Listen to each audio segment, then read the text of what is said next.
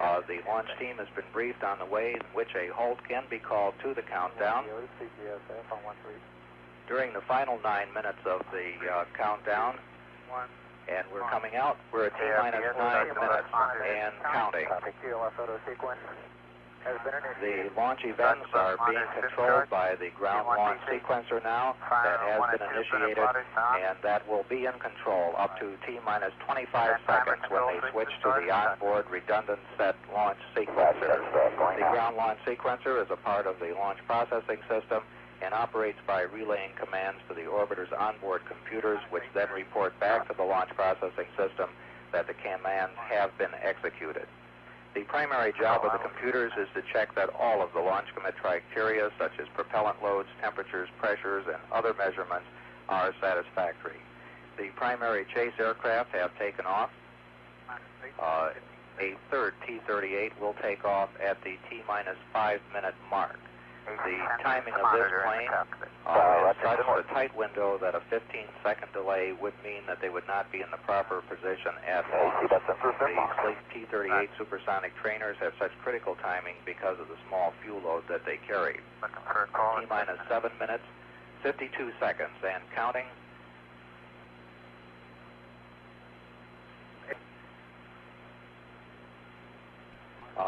Approximately 40 seconds away from movement of the orbiter access arm. This is the final arm which was to be moved out of the way to provide for the orbiter to clear the tower properly. This may be a very interesting launch to watch from the standpoint that the orbiter is able to translate slightly horizontally as it begins to lift off, and it also does a roll maneuver which will place it, the orbiter sort of on its back as it goes towards the proper inclination to the equator. T-minus 7 minutes, 7 seconds, and counting. T-minus 7 minutes and counting. And we have retraction of the orbiter access arm, beginning to move back first away from the orbiter and then to swing away.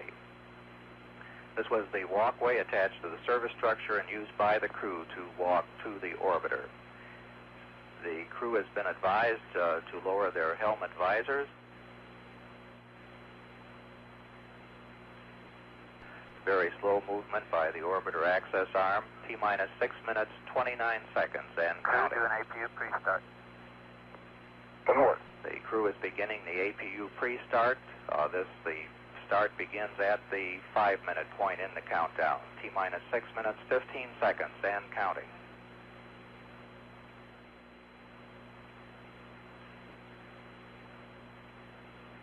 The APUs are turbine devices fueled by hydrazine, which provides hydraulic power to change the angle of the engines and the flight surfaces on the orbiter.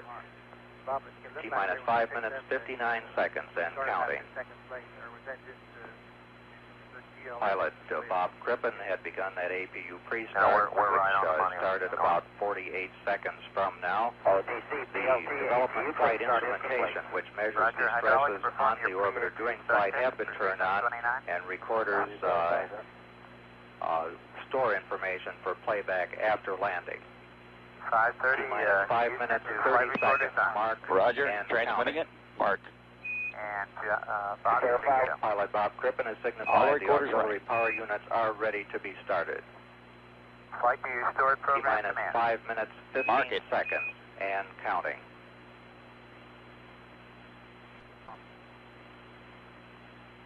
Coming up on the 5 minute point. Verify, 4, prepare, and execute. 3, 2, 1, mark. T-minus 5 minutes and counting. APU start. We APU have got a start. go for APU start. APU start's in work. APU start is in work. This is the start sequence.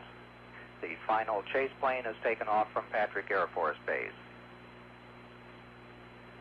T-minus 4 minutes, 42 seconds, and counting.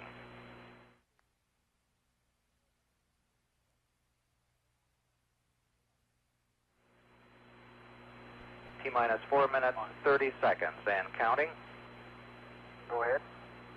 Once we get the APU start, we have a total of 12 minutes of hydrazine supply for running the APUs prior to a liftoff.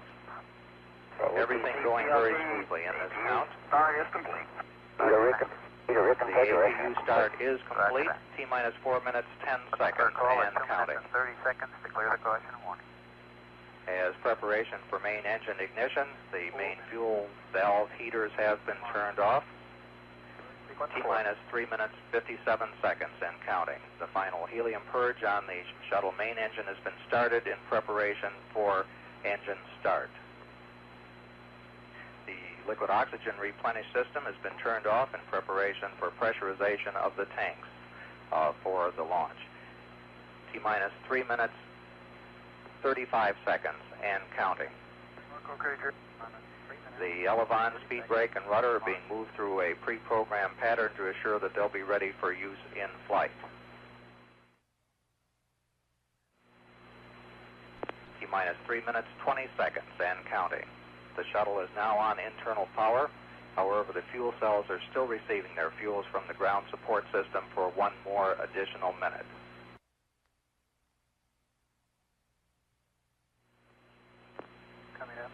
Coming up on T-minus 3 minutes, T-minus 3 minutes, and counting.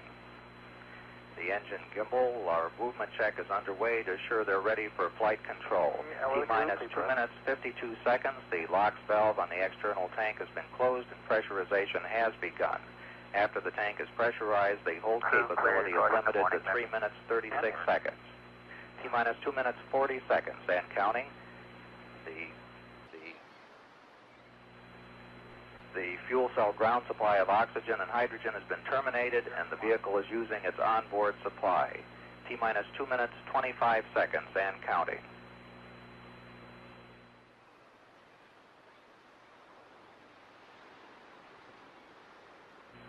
T-minus 2 minutes, 15 seconds. The pressure in the LOX tank is at flight pressure. Coming up on just 2 minutes away from launch. T-minus 2 minutes, mark, and counting. Configure for launch, for liftoff. The liquid hydrogen vent valve has been closed and flight pressurization is underway. T-minus 1 minute, 50 seconds, and counting. We're configured for liftoff. Smooth sailing, baby. Chuck Hannon has just said smooth sailing, baby, to astronauts John Young and Bob Crippin. T-minus 1 minute, 35 seconds, and counting.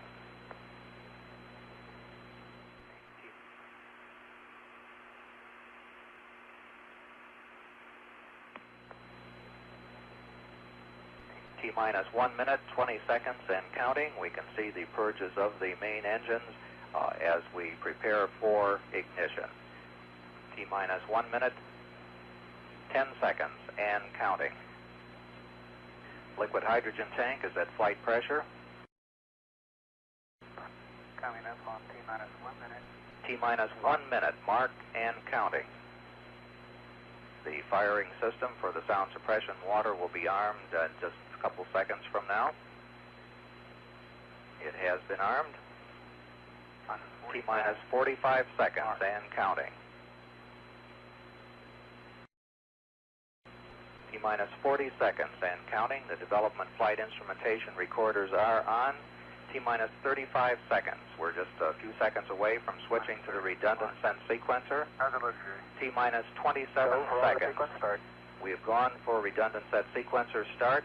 T-minus 20 seconds and counting. T-minus 15, 14, 13, T-minus 10, 9, 8, 7, 6, 5, 4. We've gone for main engine start. We have main engine start.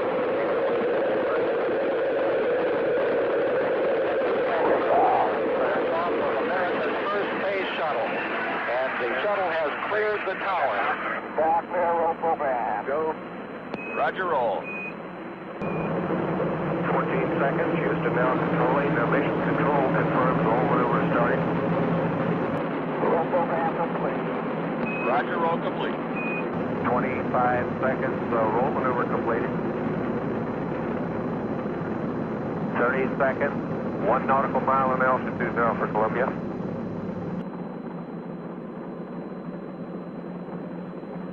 Status check and mission control. Columbia, Houston, you're going 40.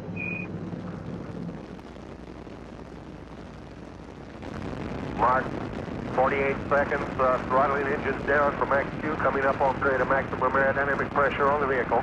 434, max Q bar 88. Roger.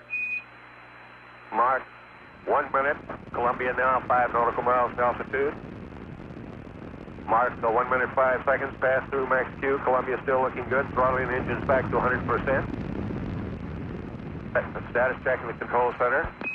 Columbia, Houston, you're go at throttle up. Roger, go at throttle up. Mark, 1 minute 20 seconds, Columbia now 9 nautical miles in altitude, 4 nautical miles downrange.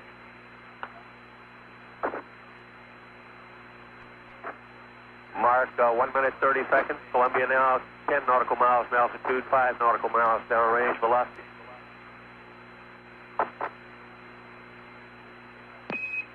Roger, Columbia, on the nice ride. You're lofting a little bit. You'll probably be slightly high at staging. 1 minute 45 seconds, coming up on go, no go. Columbia, you're negative seats.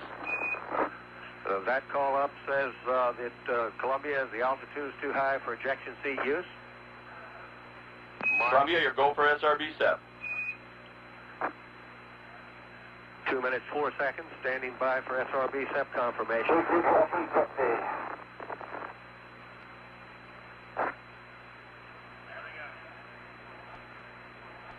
Roger on the SEP, Columbia. Mark, 2 minutes 20 seconds, confirm solid rocket booster SEP. Takeoff initiated.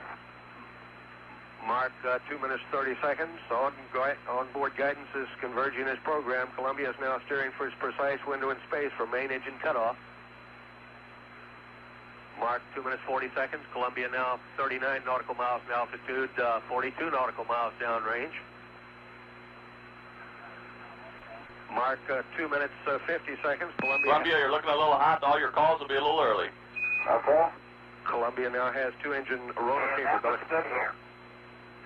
Roger. 3 minutes. Young and Crippin really moving out now. Velocity now reading 6,200 feet per second.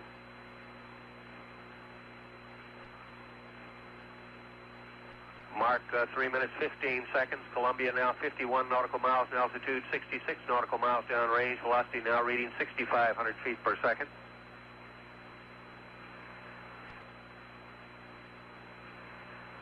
Mark, 3 minutes 30 seconds. Columbia now 55 nautical miles in altitude, 78 nautical miles downrange. Mark, 3 minutes 40 seconds, standing by for a return status check and mission control by Flight Director Neil Hutchinson. Columbia given a green to continue.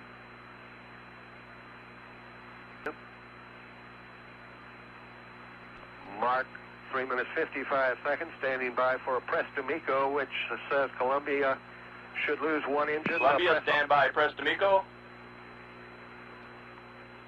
Columbia continues flying forward, coming up on Mark, return. press for MECO. Roger, press for MECO.